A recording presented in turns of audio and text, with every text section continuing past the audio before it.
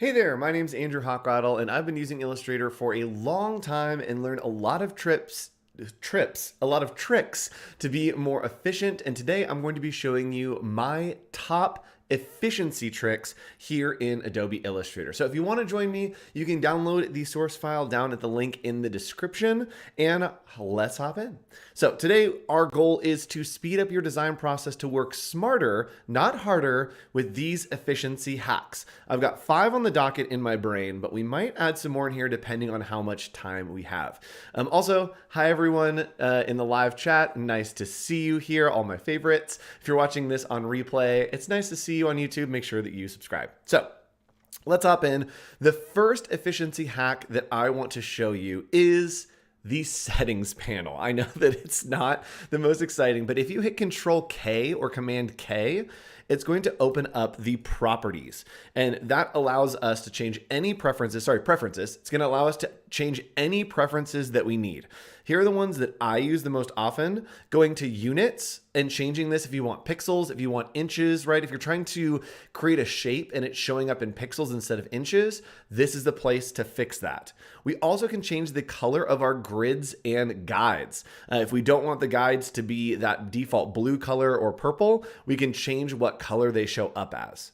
We also can change something that is the user interface. And as you can see, my Illustrator might look a little bit different than yours. That's because I want the dark theme. So you can kind of play around, or you can just match the brightness of everything else that's around you. So if I click on match brightness, it's going to make everything darker.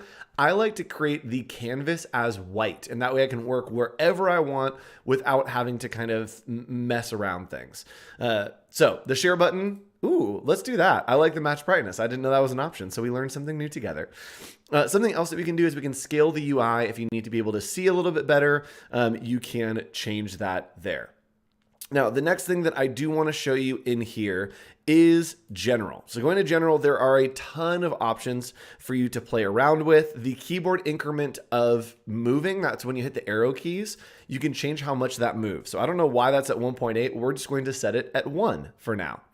And something that I have enabled is doing the selection and anchor display. You can change the size. So I like to change the size to max, and then I like to change the handle style. And that way, when I'm working with something, I can show you more easily where the anchors are. And if you want to understand how anchor points work, that's a great tool to max out so you can really understand it. So what that does is basically, if I'm creating using the pen tool, look at how big those anchors are.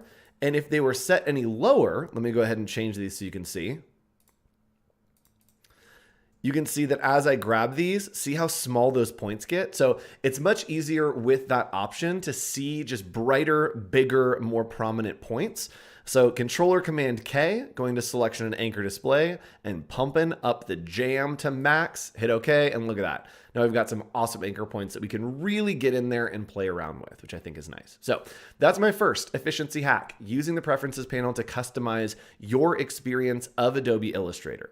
Now, let's get into some kind of process working hacks for efficiency in Illustrator. Now, let's say that I am creating a bunch of different assets, and all these assets are going to be in a similar look and feel, right? So to create this, I've just stacked a couple effects. I'm actually going to create from scratch, grab some type. We're going to blow this up. I'm going to choose a different font here. Let's use that one. Sounds good.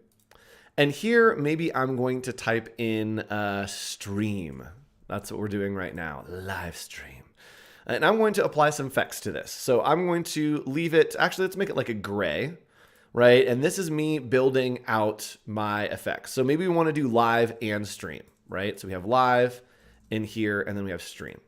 So I can have one of my pieces of art selected, go to effects, and here I want to do, maybe I want to do like artistic and do some plastic wrap, right? That's going to bring up our panel. Sure, we can just hit OK on the settings for now. Whatever you want to apply, I think is fine. And then maybe we want to go to effect and do, let's see here. Where is it? Sketch, and then go to, what am I looking for? Chrome. So click on Chrome, that's gonna bring up this, and that's already looking pretty cool. Ooh, increase some detail in there, get some good wobbles, and we'll hit OK. So now we've got this really cool kind of effect that looks like it's kind of like metal chrome, but I want to apply that to another piece of art, right? Right here, I'm like, okay, I can go back and I can do effect and it's still there, but like I need it, I don't know, I need it to be a little bit different. That's fine. What we can do is a very quick option to save these settings by clicking on this object and then going over to graphic styles. So graphic styles are going to be right underneath your appearance button over here on the right hand side, or you can go to window and then graphic styles. Oops, I turned on the history. Window and graphic styles. And now we have all of these graphic styles available to you. So there are some defaults that are in here, but with this selected, all we need to do is click on the plus and it's going to save any of the effects that are applied to that shape, to that typography.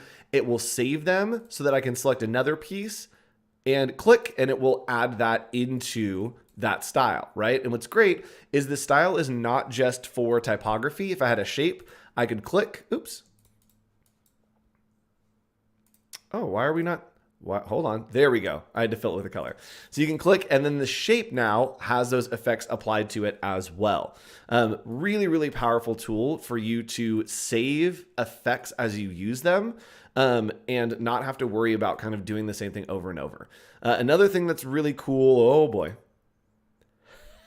Another thing that's really cool is you can select it, and then there are also graphic styles that are in libraries. So let me go ahead and turn off the effects that are on here. You can simply go to the appearance panel, select these two, and delete them. And then in our graphic styles panel, we can open up graphic styles library and look at some of these effects. So maybe there is a neon effect that we want to play with. So we can click on neon effects, and it is going to open up this panel. And check it out. Look at all these graphic styles that are awesome effects that we can use. So maybe magenta neon. Look at how quickly that did that, right? There are a ton of steps that you can do to try to create really good neon. And this is doing it very quickly and very easily, right? Ooh, a little bit of glow. So super easy to create different looks and aesthetics using this style and using the graphic styles. And maybe I want to do some type effects. Why not? Ooh, what does this do? Oh, so again, it is just creating, I like that I like jumped in my chair because I got so excited.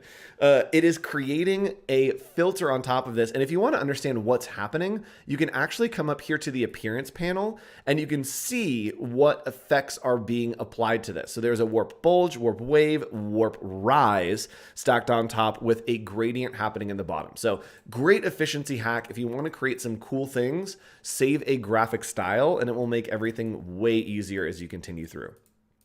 So the same thing here is this graphic style is actually a little bit different. So I haven't put effects on it, but I have stacked a bunch of different strokes and fills, right? And the same thing with graphic styles. It doesn't have to be effects. It also can be the strokes and fills. All that I did is I go right here to the bottom left. Sorry, where my head is, right there. And I can go to add strokes. Let's add one more stroke here. This is going to be an orange stroke, and we are going to edit the options. You can edit the options by just clicking on stroke right here, turn off that dashed line, and then maybe we want it to go a little bit further out. So we'll do 20. And then you can reorder these. So right now there is a stroke in the background, another stroke in the background, and then this orange is sitting on top of everything. We don't want that. So I can click and drag this down so that it's behind everything. And this is looking crazy, but I just want to show you how you can stack effects and stack strokes and fills on typography. And just like we did in the past, we can grab our graphic style, click on plus, it will save that as a graphic style. So when I put it on another shape, like this circle here, boop, right there, we have our graphic style fully incorporated, looking delicious and gorgeous. Oops, let's go ahead and fill that with a color, nice. So we've got the graphic style on top of that is applied across the board. Looks good. All right, my next efficiency hack. When I'm using Illustrator, a lot of times I need specific guides for things that I can't necessarily grab and pull out from the sides. So if you get your rulers by hitting Control R or Command R, you can click and drag out these guides. And the guides are awesome to help you kind of line things up. But what if I need something that's more organic, right? And so here I actually am creating maybe an envelope. right? And I know this envelope is going to have kind of a scallop out of the edge. So what I can do is grab one side of this edge, and this is going to be another little efficiency hack. We can click and drag this in, and if you hit the up and down arrows, it's actually going to change how it rounds that corner. So hitting down is going to bevel it. Hitting up is going to just take it so that it has a nice cut out the side. And this is what I want. So maybe I want this edge down here, and then the same thing over here, that this kind of comes in at that angle, right? So this is a very unconventional shape. And this is going to be the top of the envelope. And inside, we're going to have this nice kind of green. Let's make this brown, right? And it's going to be this like wedding. This needs to be a little more olive. It's going to bug me if it's not like the perfect shade of olive. A little bit. Yes. Okay, so it's an outdoor forest wedding, and this is the envelope that it's going to be in. Now, what I could do is like drag a copy of it holding Alt or Option, and then like try to work to make sure that my type and shapes are in the right spot, or I can use this. I can click right here, and with this shape selected, we can actually convert it into a guide. So it doesn't have to be a straight line. It can be any shape. It can be a circle. It can be a pattern. It is a fantastic tool for logo design, which I'll show you in a second. We can go to Object, and then we can go to, yes, this is right, Object, and then we can do Convert to Guides. Where I know the hotkey for this, but I want to actually show you where it is. Oh no, oh no. Oh no. Oh, I'm so stressed. I know it's an object. Object. Andrew, pull it together. Expand, guides, path, shape. Oh no. Oh no. Andrew, what's happening? Oh, my brain is, I'm so sorry, everybody. My brain is absolutely exploding here. Hold on. We'll find it. Image trace, artboard, graph. Andrew, I don't just want to do the hotkey for you. I actually want to show you view guides. There it is. And this is make guides. I knew it was Control 5. All right, let's pretend like that didn't happen. Just go back and we'll do it. So you could create an organic shape and create it to guides by selecting the shape, go to view, guides, and make guides right there. So you can see there that we have actually created this guide that is perfectly around the edge. Now you're saying, Andrew, those greens are too close together. Well, I showed you at the beginning how you can change that. Control K to bring up your preferences, and then we can go to grids and guides, and we're going to change this to red to have some nice kind of contrast. So I'm just going to pull it into this bright red. We'll hit OK. Hit OK, and check that out. Our reds have changed over, so our guides are a different color now. So now I can understand if I'm working with this layout, where to put my type. So we can say, you're invited. Oops. Change this to maybe a light brown. That looks good. And put this over here. And then we can create all of our content here, kind of put things in. To our wedding. I'm not going to our wedding. To our wedding, we are just going to kind of place a couple random things here. And then maybe we wanted a little logo peekaboo. And so we could create this little peekaboo right there. And this is just a great resource for if you're doing things that are die cut or you're trying to work on something that is going to have a different shape on top of it and you need a guide that isn't just straight lines and rulers. You can create guides out of anything. And what's great is if I move all this stuff, our guide is going to stay there. So if we want to make multiple variations, it will just be there. A great way to use this as well is to use it as a grid for logo design, right? So if I want to create kind of a geometric logo, maybe I want to grab one shape here, and then I'm going to rotate it around like this spot right here. I'm holding Alt or Option using the rotate tool. Let's do 60 degrees, and I'm going to hit copy. So we're going to make a copy, and then just Control D is going to make it so that that spirals around. We can select all of these and we can actually make guides out of all of them at the same time by going again to view guides and make guides. And check that out. Now we have this really cool complex guide that if we wanted to come in here, it is going to lock into each of these anchor points and we can create some very complex shapes using this as a grid system. Very easy. Also, hi, everybody in chat. Hello. This is a live stream. Hi, people that are live in chat. And also, hello, people who are watching this in the future. All right. So The next thing that I want to show you is split into grid. So we're going to come over here and there's a blank artboard. And what I want to do is I'm going to create a shape. And let's say that I want to create a bunch of pixels. What I could do is grab the tool right here, the rectangle tool. And we're just going to click and drag holding Alt or Option. And then we're going to transform again, do this a whole bunch of times. If you have been watching the challenges, we did a kind of pixel inspired lesson that was using this tool. There's a way better way to do it. I just didn't want to show you then. Sorry. I'm so sorry. I've been holding out information from you. But we can click and drag through the entire area that we want to make a grid. Then we can go to Object. We can go to Path and then split into grid. And what this is going to do is it's going to create a bunch of different shapes based on this one shape. So I know that this document is 16 by 9. That's the aspect ratio of a screen. If you know aspect ratios, you can do the easy math. If you don't, that's totally fine. So what we can do is I know this is 16 by 9. So I want 16 rows and I want 9 columns. We're going to click on that preview and you can see that I think that I did it backwards. It is 16 columns and 9 rows. So I can go here and go to 9 and then you can go to 16 and this is going to create a perfect pixel grid, right? It is creating the perfect pixels for us, looking good and delicious. We also could add guides, so it would add in extra shapes for us. We don't want that right now.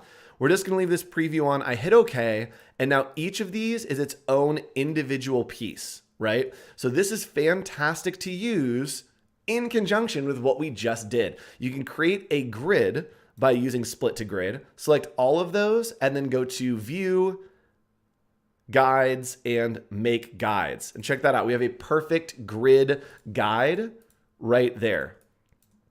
I know that the details are getting a little bit lost in the stream looking at my monitor.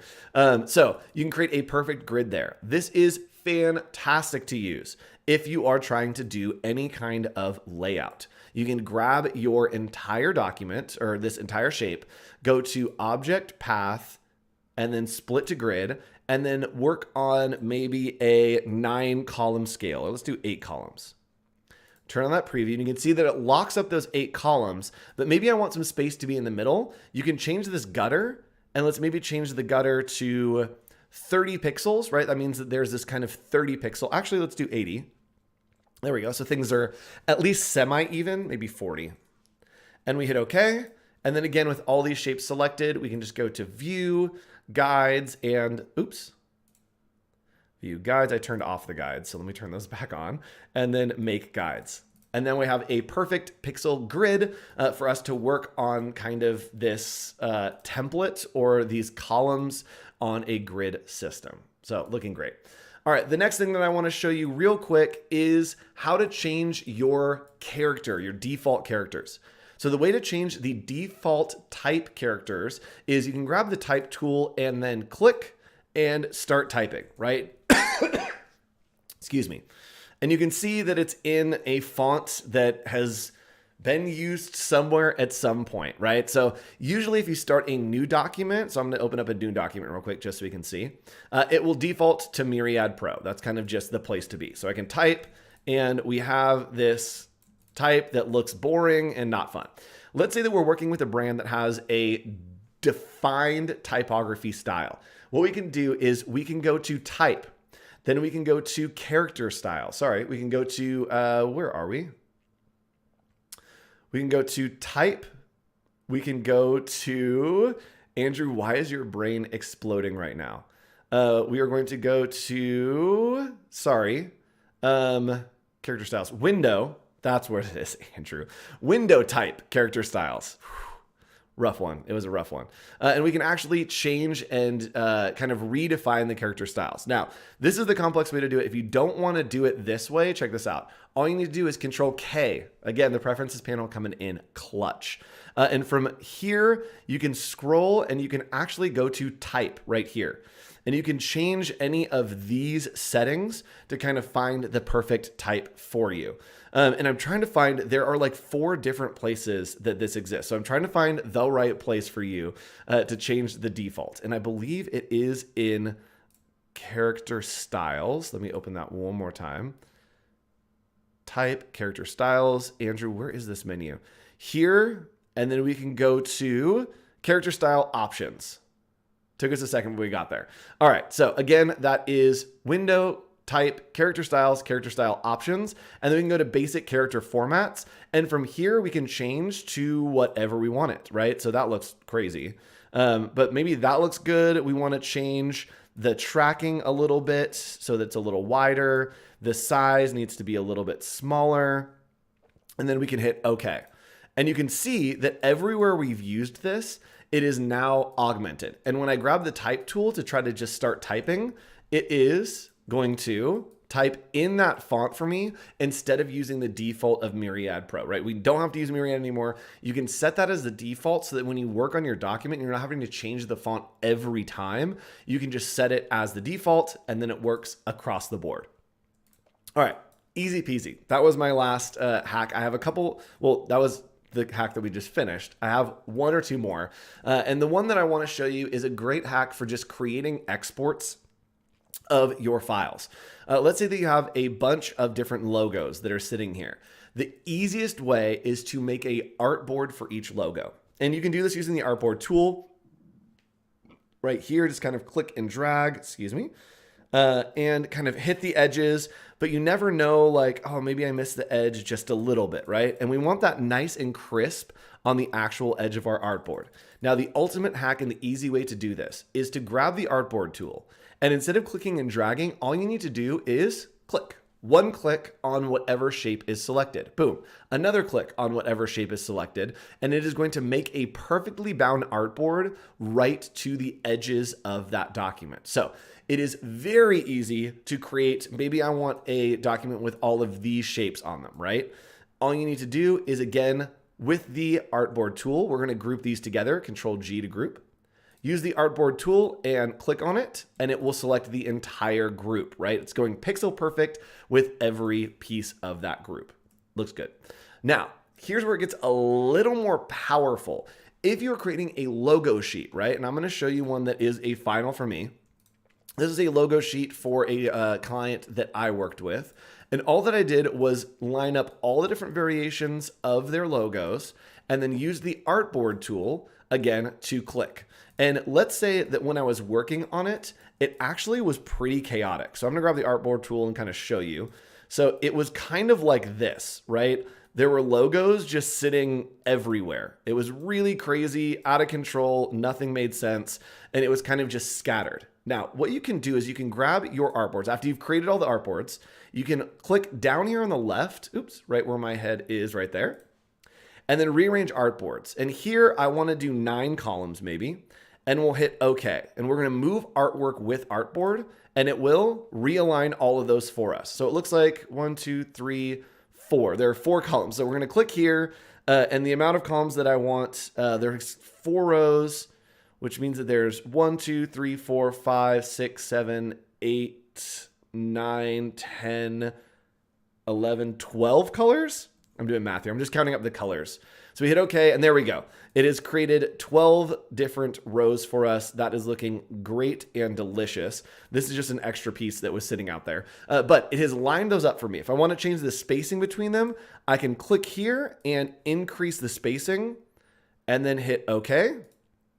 And now we have a little more space between those so that it's perfectly laid out. So you can go in here and name all of those artboards as well. That'll help with exporting. But this is just a really great tool to align things, to rearrange things, to create very quick compositions for artboards. And this is kind of the final logo file that I will send to my clients. So again, just using the artboard tool, all you need to do is click on that shape, and it will create an artboard regardless of what the shape is, right? Even if it's a weird kind of squatty shape, there's 2 or 3 of them. Maybe it's coming out at weird angles, right? There's like this like blob cloud. This looks like Baymax.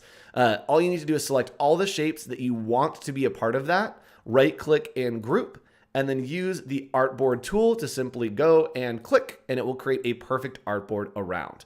Now, if it's overlapping, you can also use the artboard tool to click and move things around manually, or you can use that reflow option right here. So those are my top efficiency hacks in Illustrator. Thank you so much for joining me today. There'll be more content on the way here on Adobe Live, so stay tuned, make sure you subscribe, and I'll see you again another time for another Illustrator challenge. Bye. Oh, that's the wrong button. That's not my outro, but here's what we did today. Good work, everyone. Bye.